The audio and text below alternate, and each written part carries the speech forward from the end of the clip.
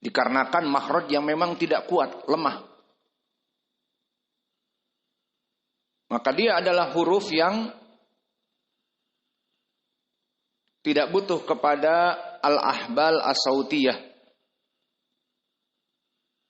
Tidak butuh kepada pita suara. Dikarenakan dia itu tidak kuat makhrajnya. Dan huruful hams di antaranya adalah ta, yang mana dikumpulkan oleh Al-Imam Ibnul Jazri di dalam Tuhfatil Atfal untuk mempelajari ilmu tajwid. Fahasahu syakhsun sakat. Maka ini dari huruf-huruf yang termasuk huruful hams. Fahasahu syakhsun sakat. Mana syahidnya di dalam ayat tabbat ini? Ta. Yang mana dia adalah ta as-sakinah. Maka sifatnya di sini dia al-hams. Apa itu al-hams? Jika disukunkan masih ada yang bocor dari an-nafs. Maka kita contohkan di sini ta, ti, tu, at. Ada yang keluar at. Maka di sinilah al-hams. Fahasahu. Kita coba fa. Fa, fi, fu, af. Masih keluar af. Ha, ha, hi, hu, ah. Masih keluar di saat disukunkan ah. Sa, si, su, as. Ada bocor juga. As. Ha, ha, hi, hu, ah. Fahasahu. Saksun, sha, shi, shu, ash. Kha, sakhsun. Kha, khi, khu, akh. Kha, khi, khu, akh. Sad, sa, si, su, as. Berdesis.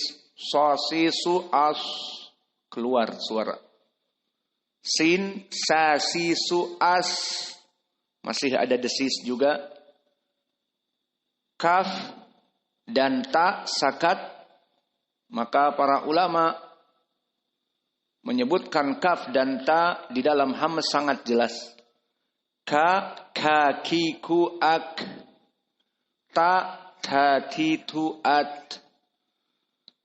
Maka di sini ta termasuk dari hurufil hams. Di saat kita mensukunkannya harus ada yang keluar. At, bat, tat, seperti itu. Maka kita berikan contoh di dalam ayat ini. Tabbat yada. Maka salah jika membaca surat ini kemudian tidak dikeluarkan taknya, udara di dalam taknya. Maka the wrong example, tabbat, dimakan udaranya. Tabbat, salah. Maka yang benar tabbat, keluar. Tabbat yada. Dan juga ayat yang lain, matat lu. Dan di Al-Baqarah juga nahnu fitnah. Ghalabat fi'atan.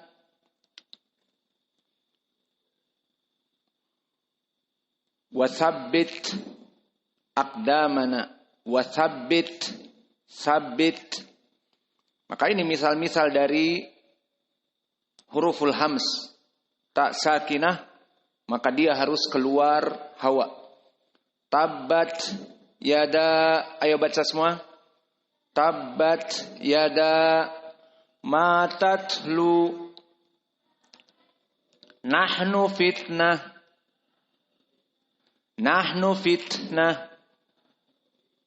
Ghalabat fi'atan. Ada yang keluar. Ghalabat fi'atan. Wasabbit aqdamana.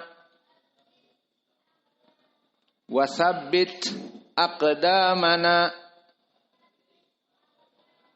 Maka harus keluar tabbat, tatlu, fitnah, ghalabat, wasabbit. Dan ayat yang tadi kita baca waktu sholat, maut. Maka inilah dari makhraj ta dan sifat hurufnya. Adapun dari hukum tajwid yang lain, tabbat yada abi. Maka yada mad tabi'i. Kemudian bertemu dengan abi dan dia hamzah. Maka jadilah hukum mad jaiz munfasil. Maknanya mad tabi'i bertemu dengan hamzah dan tidak bersambung dalam satu kalimat, maka dia mad jaiz munfasil. Definisinya, an ya'tiya harful mad fi akhiril kalimah wa talihil hamzah fi awalil kalimah at-taliyah. Ada mad di ujungnya, kemudian bertemu dengan hamzah di awal kalimat, dua-duanya bukan satu kalimat, tetapi kalimat yang pertama dan kalimat yang kedua. Dua kalimat. Maka di sini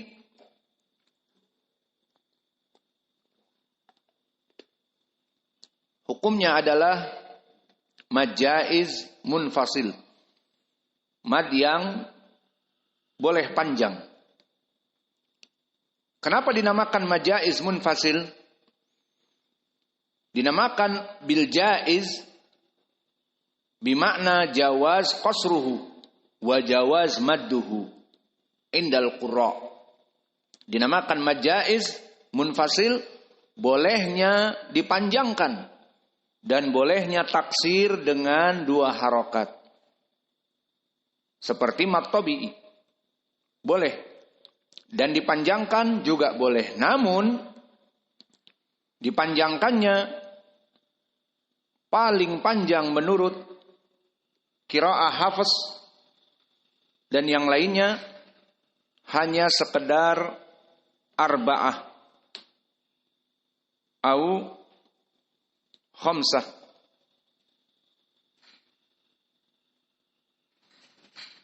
Ini mikdar dari madnya. Maka boleh 2 rakaat, 2 harokat, dan boleh 4, dan paling panjang adalah 5.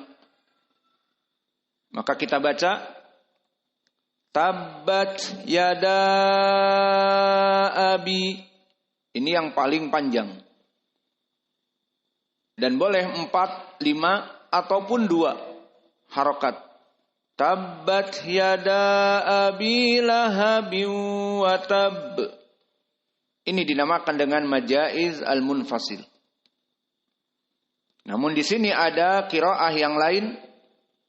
Kalau tadi qiraah Hafs dan jumhur membolehkan mad jaiz munfasil dibaca 2 harokat atau 4, paling panjang 5. Tabbat yada abi, tabbat yada abi, tabbat yada abi. 2, 4, 5. Namun di sana ada qiraah Wars an-Nafi'. Maka bagi qiraah Wars an-Nafi' dia itu al-isba', dikenyangkan. Maka dia lebih panjang dari yang lainnya dengan 6 harokat. Dan ini yang lebih afdal bagi qiraah Wars an-Nafi'.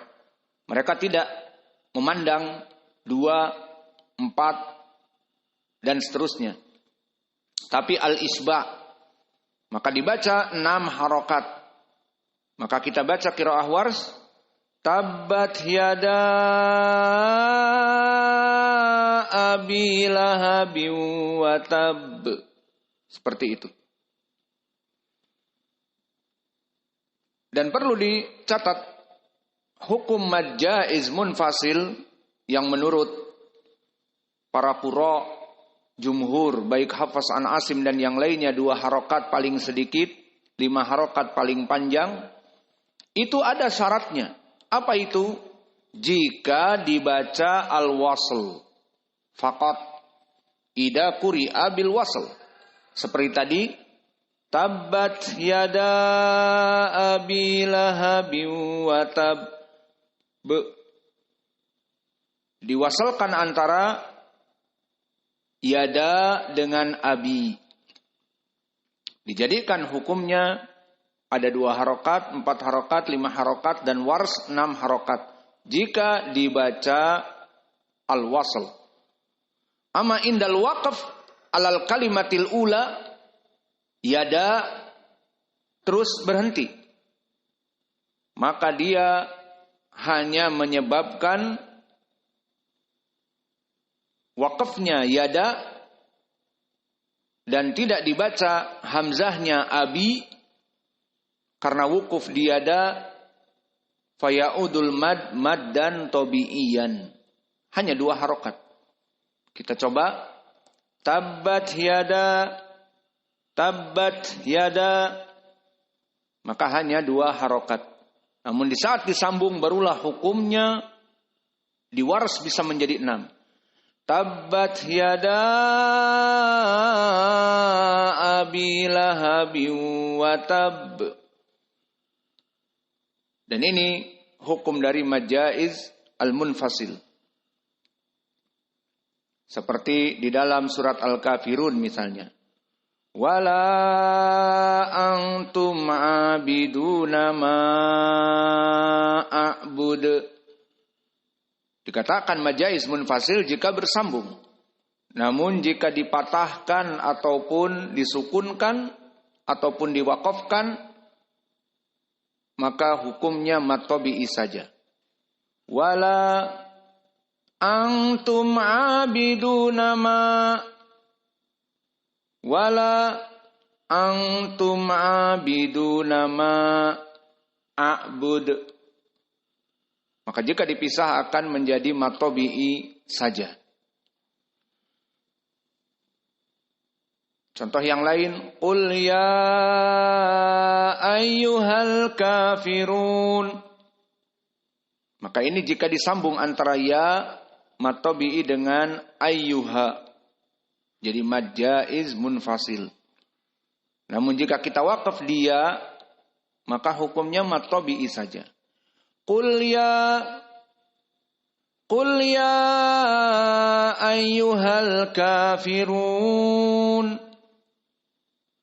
Maka jika waqaf pada ya, hanya matobi'i saja. Adapun abi, maka dia hukumnya mad asli, mad tabi'i, hanya 2 harokat saja. Tabbat yada abi.